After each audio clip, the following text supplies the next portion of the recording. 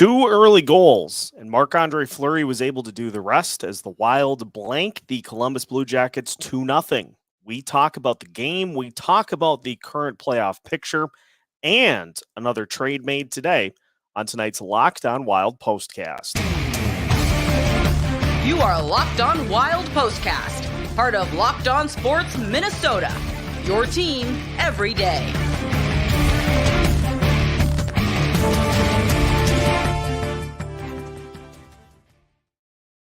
What's happening, everybody? Welcome to another Locked On Wild Postcast as the Minnesota Wild pick up a 2-0 win over the Columbus Blue Jackets, their 32nd win of the season. And as of right now, the Minnesota Wild back in the top three in the Central Division.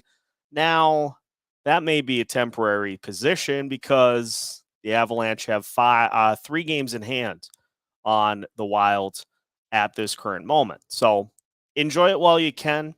And for the Wilds, early 2-0 lead holds in this one as Columbus is not great. And it's interesting because the Wilds essentially did enough in this one to come away with the win. They withstood a little barrage from the Blue Jackets down the stretch.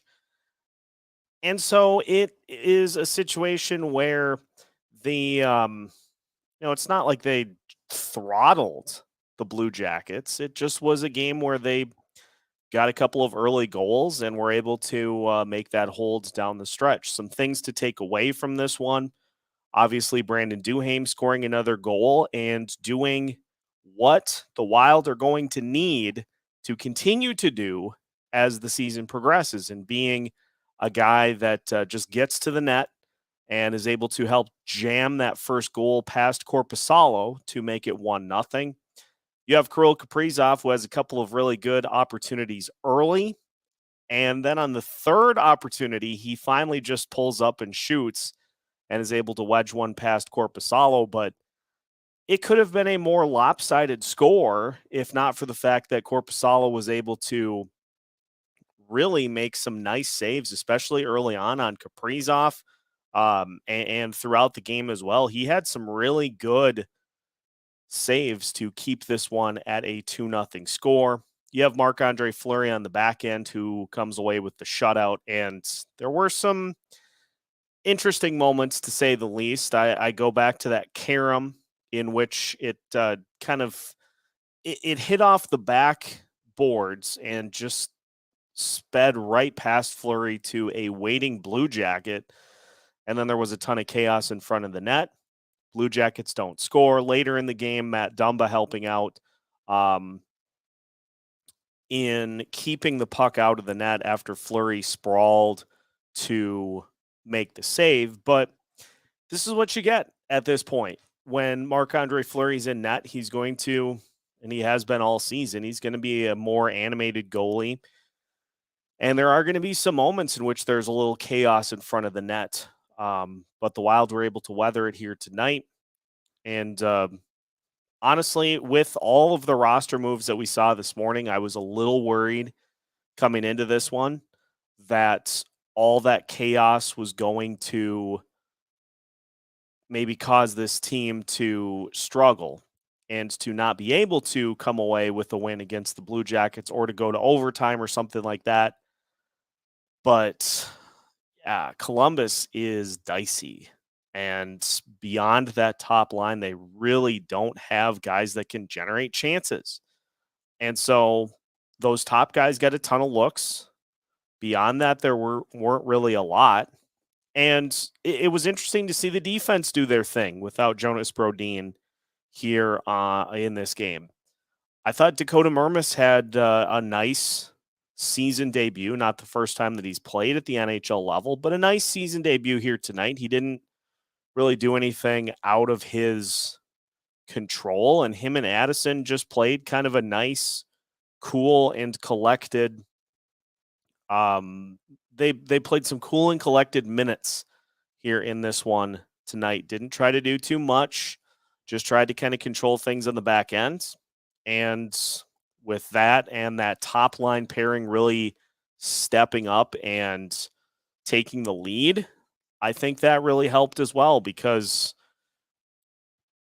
we had a couple of instances, again, as we've had most of the season, where you get turnovers from Goligoski and Matt Dumba, where a player either comes up to them and just takes the puck away, or in Matt Dumba's case, behind the net, you're looking for who to pass to, and somebody steps right into your vision lane, and you end up just passing the puck right to them. So good to see Spurgeon and Middleton kind of step up and take the lead for those defensive pairings with so much uncertainty with Brodin out of the lineup.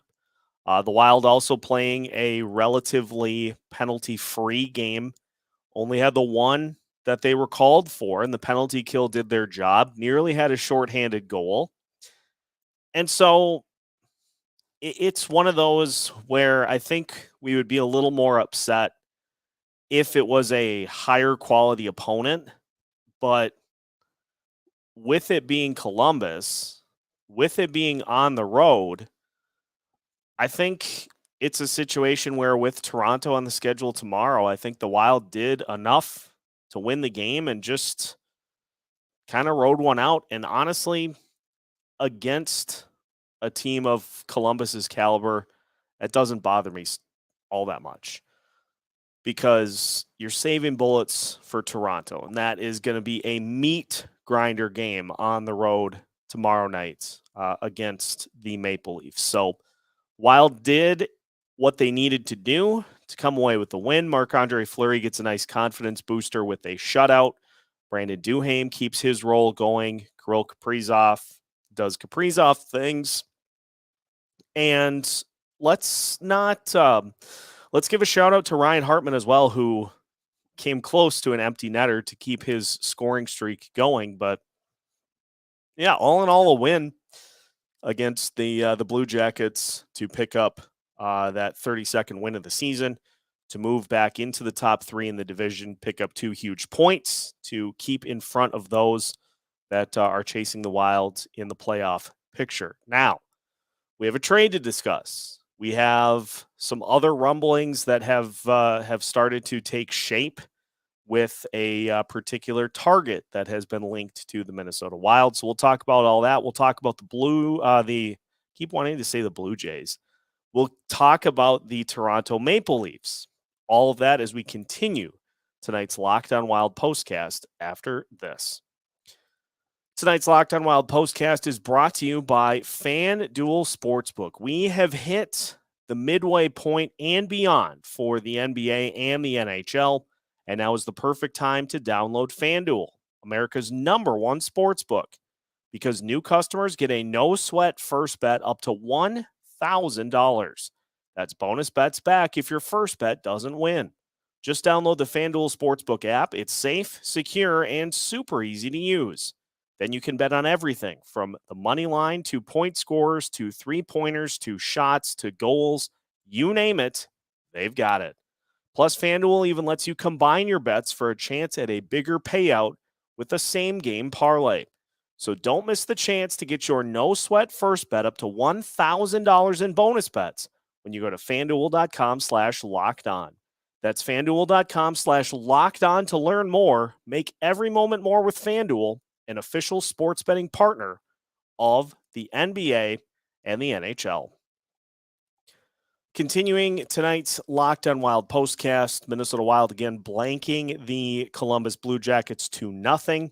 There was a trade made today, and the Wild helping facilitate a trade to the Boston Bruins, taking on a little bit more in the way of cap, and the Wild picking up a 2023 fifth-round pick in return. So that pick comes from Boston, and the Wild's making the trade with the Bruins to help them facilitate the move, and taking on 25%, I think it was 25% of the original contract.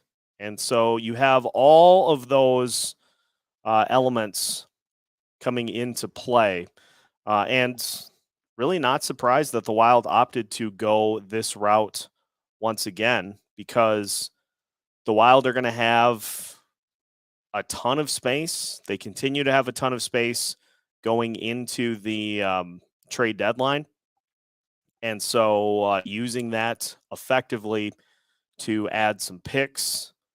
And it is interesting because, you look at this and the Wild now have accumulated a 2025 draft pick and now a 2023 fifth round pick.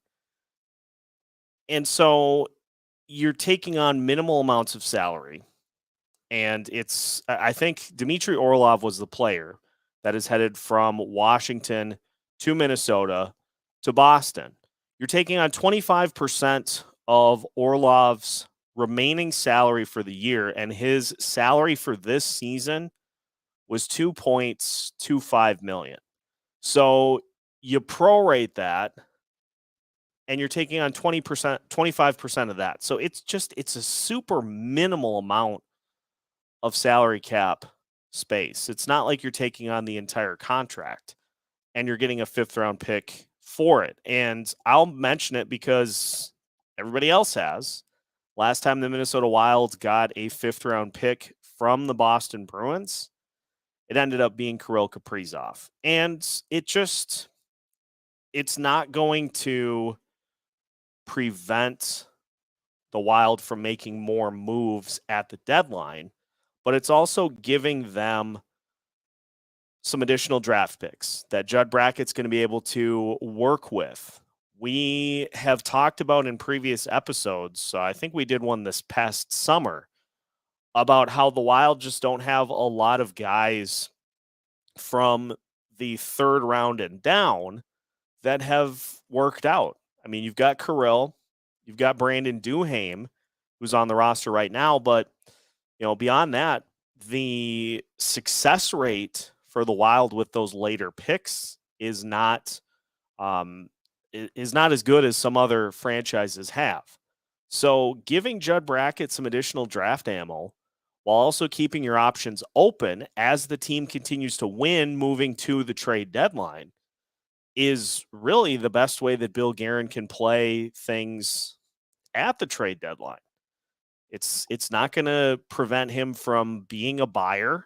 And, now that this team has won 4 games in a row again and is some crazy how 3 points out of the top spot in the Central Division. The Central Division is super tight right now. And the Wilds, despite all of their struggles, even a week ago, they continue to keep pace, and teams in front of them continue to kind of lose control. Because look at it this way. Dallas Stars have lost 5 in a row. Winnipeg Jets just lost their most recent game. The Wilds are even with all 3 of them now in games, all 2 of them in games played. And the Wild are 3 points back of Dallas. They are 2 points back of Winnipeg.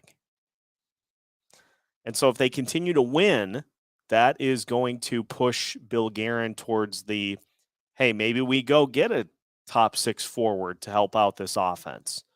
And so as long as they continue to pick up wins and to start to show some signs of life in the scoring department, then that's going to move them more towards that buyer than seller position. Now, the opponent for the Wilds coming up tomorrow night is the Toronto Maple Leafs. And the Maple Leafs, one of the best teams in the Eastern Conference. They're second in the Atlantic Division. And just coming off of a win in their most recent game against the Buffalo Sabres. That was 2 days ago. So the Maple Leafs are going to be super well rested in this game. And they also have former Wild centerman for like 10 minutes, Ryan O'Reilly in the wings. And he has already made a massive impact with 3 goals and 5 total points in the 3 games that he's played since he was traded. But you know the names. You've got Mitch Marner, you've got William Nylander, Austin Matthews, John Tavares. It's a team that is just full of star power.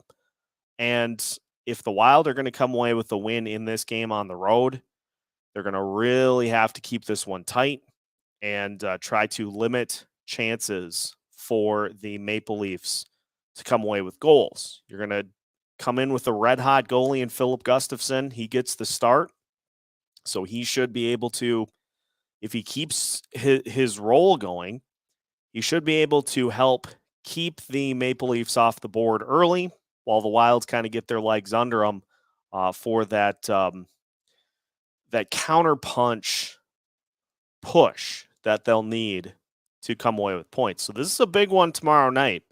And the hope is that the Wild will be able to, I would say, at least come away with 1 point against this Maple Leafs team, if not 2. But we were saying that against the Los Angeles Kings, and what did the Wild do? They got both. So it'll be tough, but hard to go against Philip Gustafsson with what he's done recently.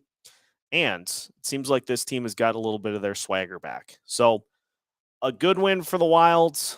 Not the prettiest of wins, but again, you did what you needed to do against a pretty disastrous Columbus team. So Wild pick up 2 big points. We'll do it all again tomorrow night, and that will wrap up tonight's Locked On Wild postcast. So now that we're finished, make sure you check out Locked On Wild on all of your favorite podcast platforms, on social media, as well as on YouTube. We will keep you up to date with all things Minnesota Wild as we move towards the trade deadline and the rest of the season beyond, with new episodes every Monday through Friday as part of the Locked On Sports Podcast Network.